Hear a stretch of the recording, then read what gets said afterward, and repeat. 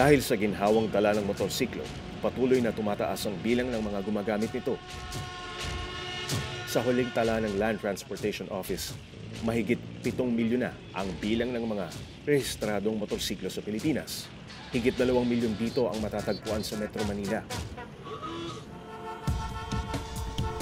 Dahil sa matinding problema ng traffic sa Kamaynilaan, may ilang pribadong riders na rin na nag-aalok ng kanilang serbisyo sa mga pasahero. Tulad ng grupo ni Webb, di niya tunay na pangalan, na nakilala namin sa lungsod ng Makati. Gamit nila ang kanilang motorsiklo bilang habal-habal o motorcycle taxi para maghatid ng pasahero, karaniwan mula Ayala hanggang Taguig.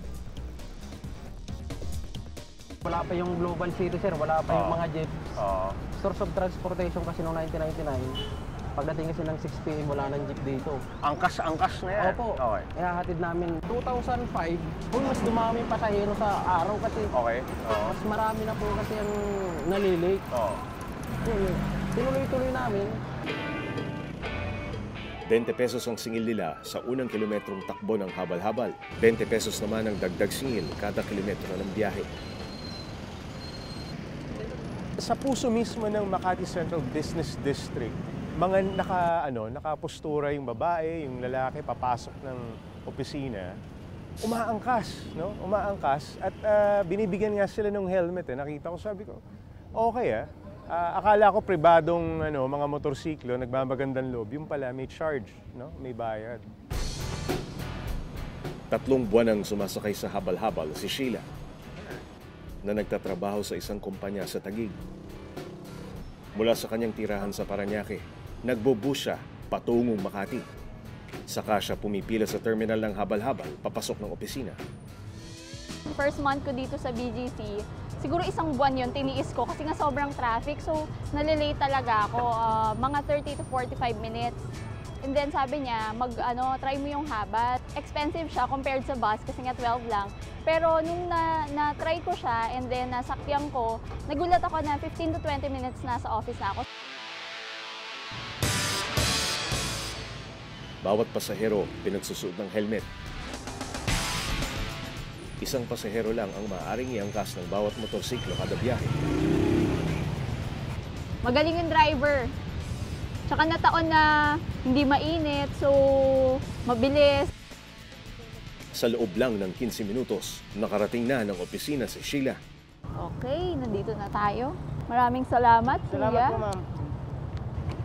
So, kayo ba may mga aksidente na kayo na-encounter? Hindi ko naman sabihin, sir, zero accident. Okay, meron pa rin, no? Meron accident, sir. Simple lang, gano'n? Yun, sir, may accident. Bubukas yung taxi. Sa mga motor kasi, sir, pag sisingit ka, bubukas ka agad yung taxi ang pinto, babagsak ka din sa nakakaroon ng Dapat ingat lang, no? Oo, doon talaga, sir, doblete. Kaya nga po, mayroon kaming rules and regulation dito, bawal ang patakbo ng mabilis. Pag makita ka ng kasamahan mo rito, nagpatakbo ka ng mabilis, may suspend yun. Sa ngayon, may 35 kasapi na ang grupo ni Webb sa kabila ng iba yung disiplinang pinapairal nila sa kalsada at sa hindi maikakailang ginhawang hatid nito sa mga parokyano nilang pasahero. Nananatiling bawal pa rin sa ibang lungsod gaya ng Makati, Taguig at Parañaque ang pamamasada ng mga habal-habal. 5,000 ang multa kada huli. Bawal ito? Bawal po talaga ito, sir. Hinuhuli po ito, sir. Sa Makati, hinuhuli po ito. Tukampo kami, sir. Tutubos kami ng lisensya. Tapos babalik kami kasi ito yung aming trabaho. Sa loob ng 7 taong pamamasada ng habal-habal, mahigit 5 beses nang nahuli ng traffic enforcer sa Makati, si Tony, di niya tunay na pangalan. Gayunpaman, patuloy pa rin siyang nakikipagsapalaran sa ganitong hanap buhay para itaguyod ang kanyang asawa at 6 na anak. Kasi hindi naman pwede pabayaan yung mga anak ko. Kailangan makapag-aral din sila kahit paano. Huwag kang umasa kahit kanino, sariling sikap mo talaga. Kahit sa bayan pa ng Rodriguez sa Rizal, umuuwi si Tony. Dumadayo pa rin siya sa Makati para mamasada dahil karaniwan siyang kumikita rito ng 500 piso kada araw. Menos na ang gasto sa gasolina. Kaya naman hangad niyang mapahintulutan na sa kalsada ang alternatibong paraang ito ng pampublikong transportasyon. Ang tingin ko kasi, ma'am, illegal ng barangal, ma'am, eh. Kasi unang-una, pag nagsakay sa akin yung pasahero, pag nahatid ko sa tamang oras, nagbabayad siya sa'yo. Pero masarap naman pakinggan na, Kuya, salamat, mag-ingat po kayo. Sa hirap po ng buhay, sir, marami nang walang trabaho. Pag inalis pa po kasi yung habal-habal, mas marami magugutom. Ito po, trabaho na po namin eh. Ang kailangan lang po rito, ma-organize na, nahawakan ng gobyerno. Para maging safe din. Oo, legal sir. Magkaroon tayo ng... Mga batas. Yes sir, may mga batas na susundin na kami. The same time. Siguro proper na terminal, di ba? Yes sir. Kasalukuyang nakabinbin pa rin sa Kamara ang isang panukalang batas para gawing legal ang operasyon ng mga habal-habal sa Pilipinas.